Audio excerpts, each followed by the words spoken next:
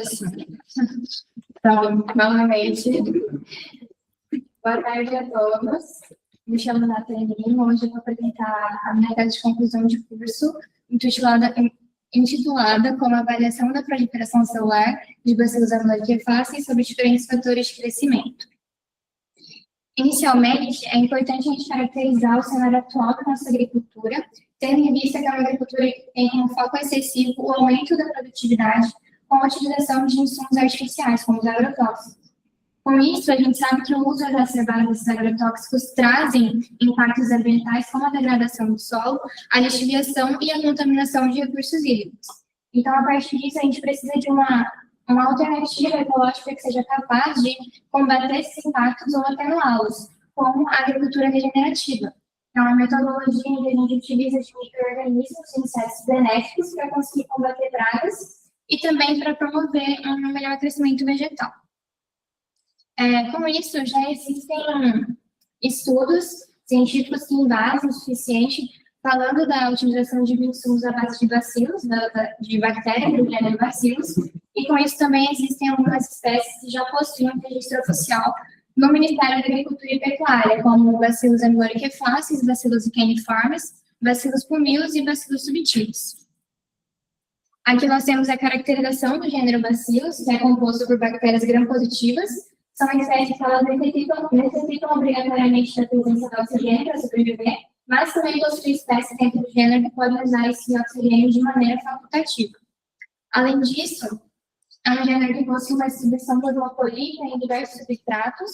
A amiloliquefáceas, por exemplo, é uma espécie de solo, e também é um gênero caracterizado pela capacidade de formar endósporos, que são estruturas de sobrevivência que são formadas a partir da exposição da bactéria a um cenário de estresse.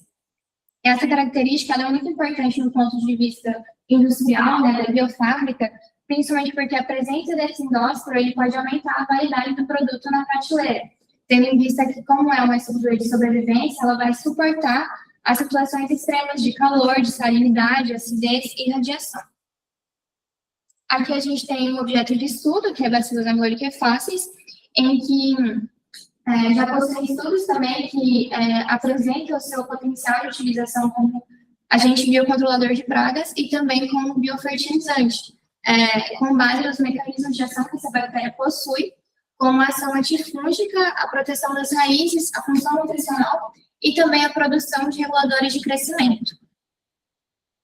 Com isso, eu apresento os objetivos da pesquisa, que é basicamente avaliar a morfologia da bactéria Bacillus amiloliquefáceis e o seu crescimento celular sob diferentes condições de temperatura, pH, fatores nutricionais, estabelecendo parâmetros ótimos de cultivo para a escalabilidade industrial.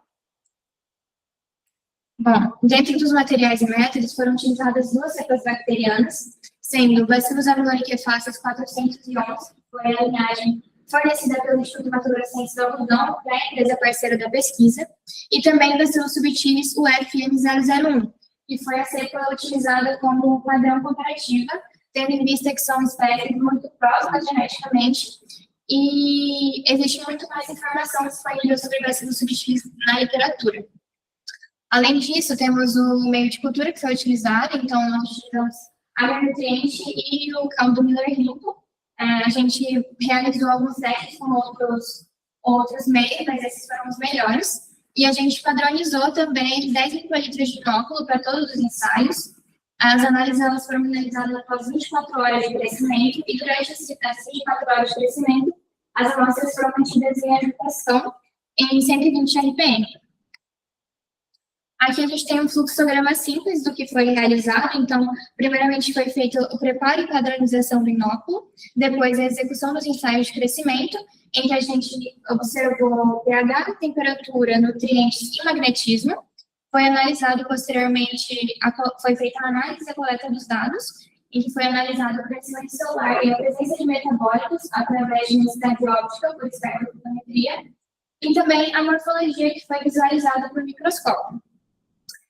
Feito isso, nós fizemos a análise estatística e a formulação dos gráficos, utilizando o teste de Student para verificar a diferença significativa do controle com os resultados obtidos e a formulação dos gráficos que foi feita pelo RStudio. As condições de cultivo que foram testadas, nós temos o pH, sendo do pH 4 ao 9, estabelecido o pH 7 como controle, temperatura de 30, 32, 34, 36 e 38 graus Celsius, sendo de 30 graus Celsius o controle, e o magnetismo que foi testado nas intensidades de 100 e 600 graus, sendo o cenário controle sem interferência de campo magnético.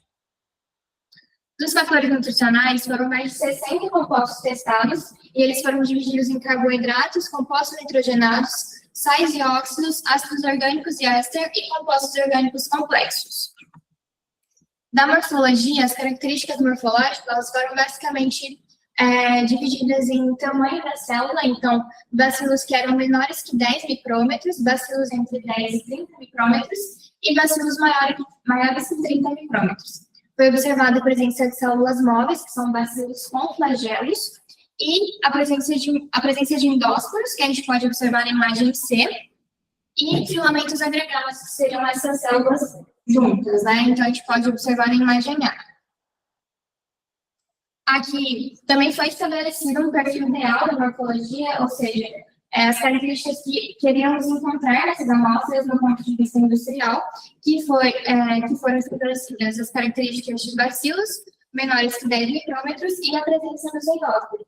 Tendo em vista que uma morfologia filamentosa, células bacterianas muito alongadas, elas não são interessantes porque isso pode dificultar a produtividade dos lotes e também na homogeneização dos produtos. E com isso eu dou início aos resultados da discussão da pesquisa. Primeiramente, eu vou falar sobre os mecanismos moleculares que modulam a morfologia dentro de bacilos.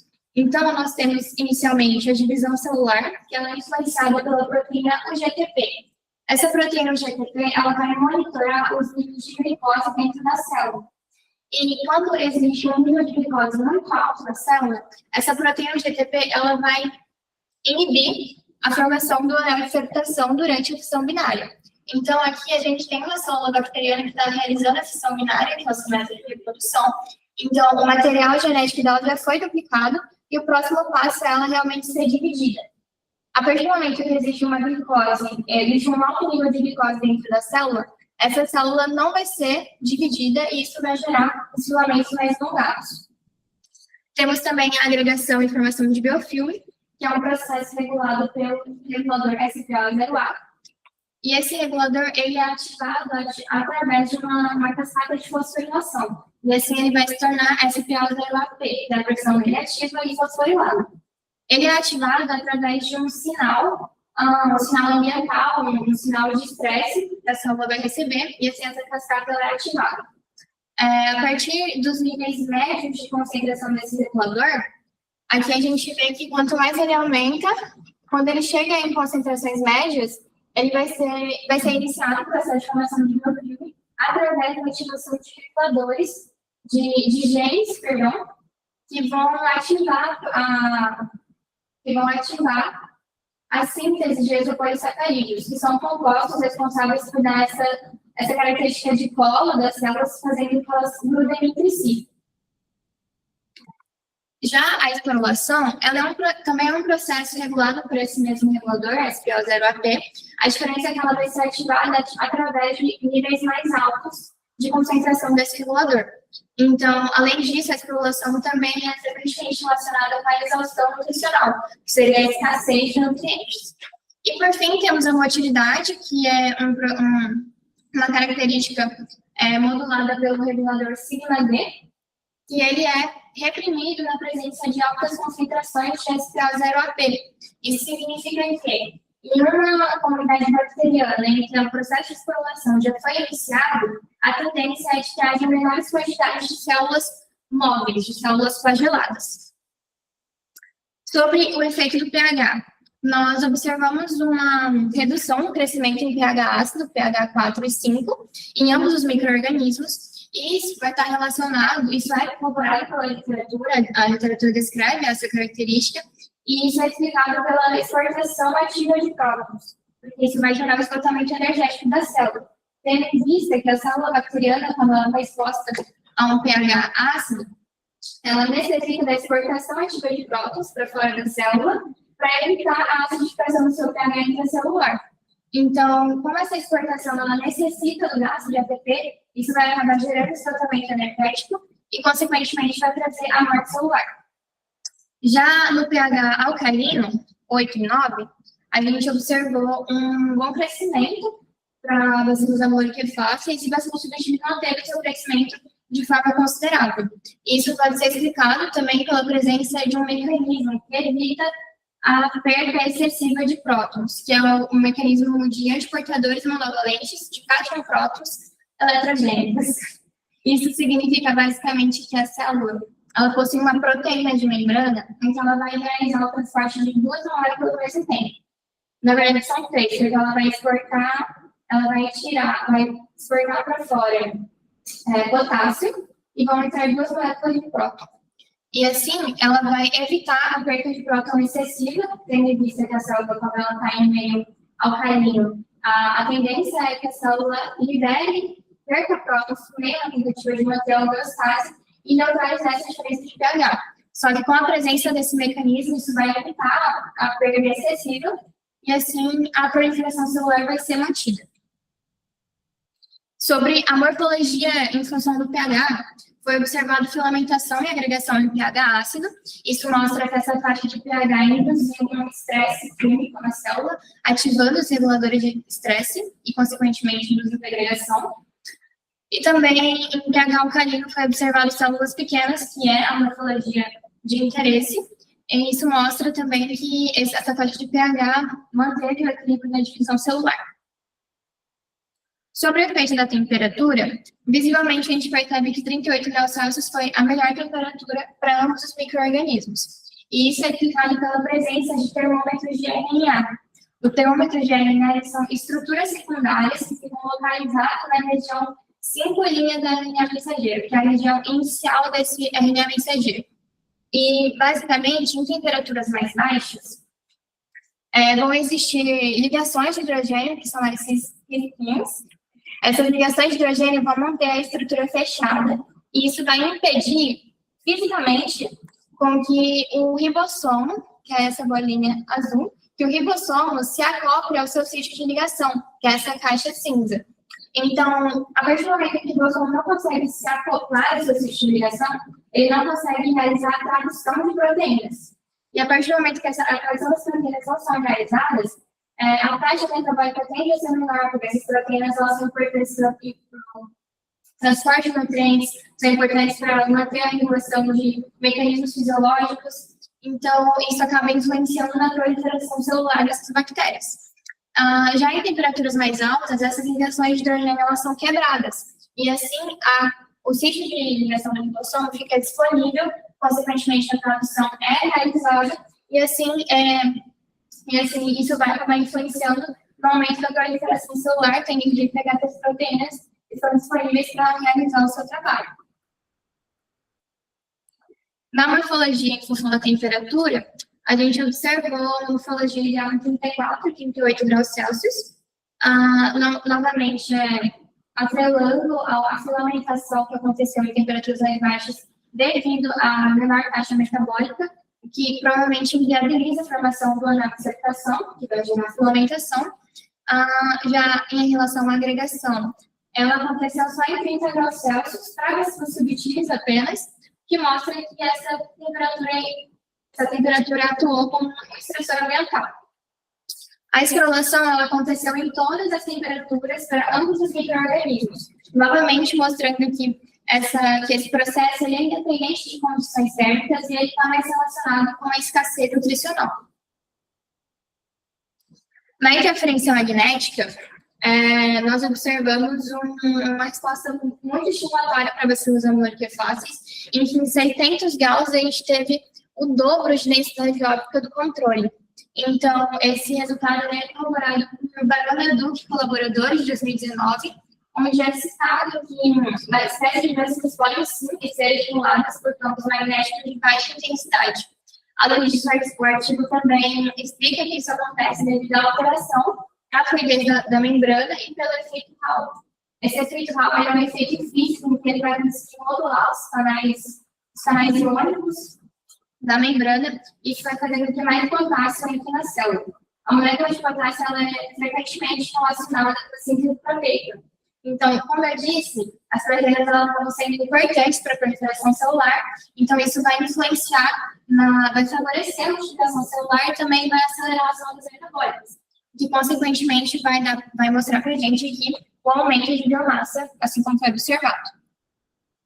Dos fatores nutricionais, os melhores foram os carboidratos, os compostos nitrogenados e os sais. Aqui eu trouxe 2 gráficos para conseguir exemplificar como como a resposta, perdão, gente, eu trouxe 2 gráficos para conseguir exemplificar como ambos os micro-organismos apresentaram respostas muito similares. Isso se tornou um padrão dentro dos nossos resultados. Então, aqui nós temos amiloriquefáceis e aqui bacilos subtilis. Ambos eles foram suplementados com carboidratos, nesse caso é manitol e sorbitol, e a gente observa uma resposta muito similar, em que o sorbitol ele foi satisfatório, né, nos seus resultados, assim como em bacilos subtilis. E isso é uma coisa que se repete ao longo dos resultados dos fatores nutricionais. A gente teve pouquíssimas exceções em que o bacillus subtilis teve uma resposta diferente de amiloriquefáceis em função dos compostos. Dentro dos carboidratos, nós tivemos o sorbitol, manibiose, frutose e dextrose como os melhores para o crescimento celular, mas existe um fator que os diferencia, que é basicamente a morfologia observada. Sorbitol e manibiose, eles apresentaram uma morfologia ideal, enquanto frutose e dextrose não, apresentaram filamentação. E isso pode ser explicado porque o frutose e dextrose são carboidratos simples. Eles são monossacarídeos, então eles não precisam de uma degradação prévia, como o sorbitol e a manibiose precisam. Isso significa que o sorbitol, para ele conseguir ser assimilado pela célula, ele precisa ser degradado e assim ele vai ser convertido em frutose. A manibiose é a mesma coisa, ela vai ser convertida em glicose e galactose. Isso significa que, a partir dessa degradação, a assimilação desses carboidratos é mais lenta. E isso não vai gerar picos de glicose dentro da célula. Então, ele vai manter uma morfologia ideal. Já no caso da frutose e dextrose, por serem monossacarídeos, a assimilação é muito rápida, o que gera pico de glicose e, consequentemente, a filamentação que foi observada. Nos compostos nitrogenados, a gente teve a cistina e a ureia. A cistina é frequentemente caracterizada como uma ótima fonte de enxofre, o que vai sustentar o crescimento celular que foi observado, e ela também não atua como um agente estressor, mantendo a morfologia ideal. Já a ureia, apesar de ela ter tido um bom crescimento celular, ela apresentou uma morfologia variável, e isso pode estar relacionado com o fato da ureia, a partir do momento que ela é degradada, ela é convertida em amônia e dióxido de carbono. Essa amônia ela pode estar alcalinizada no meio, e assim gerando um ambiente de estresse químico da célula, gerando a agregação observada. Nos sais, nós tivemos o fosfato de ferro hidratado e sulfato e cloreto de potássio.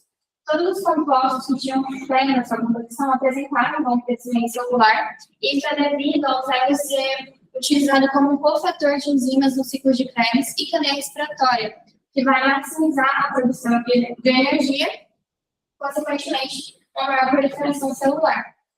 Bacilos subtilis ele também é descrito contendo um mecanismo que vai evitar o estresse oxidativo. Isso significa que ele tem um mecanismo que vai retirar o excesso de ferro dentro da célula e assim ele vai manter uma morfologia ideal, tendo em vista que o estresse não acontece. Além disso, o ferro também é descrito como um composto que ativa diretamente o processo de esporulação das células. Já o sulfato e o cloreto de potássio, eles apresentaram um bom crescimento, mas tiveram uma morfologia variável, que mostra que esses compostos, apesar da sua capacidade de estimulação de crescimento, atuaram como agentes estressores. Nos metabólitos, a nossa intenção era conseguir observar qual composto induziria mais a produção de metabólitos. Entretanto, os nossos resultados eles não foram satisfatórios. Nenhum dos compostos observados apresentou uma diferença significativa em comparação ao controle. Mas eles têm 2 hipóteses que podem explicar o porquê isso aconteceu, que é o tempo de coleta e a sensibilidade do método que utilizamos. Então, o tempo de coleta, como eu disse lá no início, foi de 24 horas para todos os experimentos. Só que, de acordo com a literatura, a produção mais ativa de metabólitos acontece a partir de 48 horas. Então, isso pode ter influenciado nos resultados e não necessariamente os compostos não induzem a produção. Já sobre a sensibilidade do método, nós utilizamos a espectrofotometria, densidade óptica, e na literatura indica a utilização de métodos mais específicos para a quantificação dos metabólitos, como a espectrofotometria de massas. Bom, com isso, o trabalho traz algumas conclusões. Nós conseguimos atingir os objetivos propostos pelo trabalho, né, que é conseguir realizar a padronização ótima dos cultivos. Então, foi padronizado o cultivo de aminotrifáceis em 38 graus Celsius, um pH de 8 a 9, o sorbitol, melibiose, frutose e dextrose como melhores carboidratos, a cisteína e a ureia para compostos nitrogenados, fosfato de ferro e cloreto de potássio para os sais. Além disso, a pesquisa demonstrou uma inovação tecnológica, que são a utilização dos campos magnéticos para conseguir estimular o crescimento, um maior crescimento de células bacterianas. Com isso, queria agradecer a presença de todos, agradecer a presença da banca, ao meu orientador por todo o tempo investido, pela paciência, agradecer ao Instituto Natura Ciências do Algodão por ter confiado a nós essa pesquisa, essa encomenda tecnológica que foi proposta. Agradecer à minha família por tudo que já me foi oferecido. Eu tenho certeza que eu estou aqui por conta de vocês. Agradecer também aos meus amigos, agradecer ao meu namorado, às minhas amigas que estão comigo desde o início da graduação. E é isso, gente. Obrigada.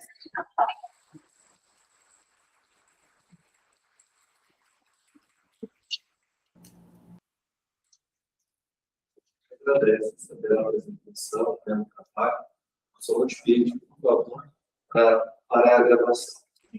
Obrigado.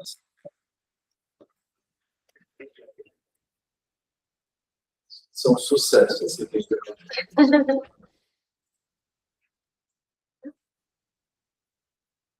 Pronto, eu acho que a gente pode, então, iniciar agora, né, com observações da banca. Ok. Obrigado.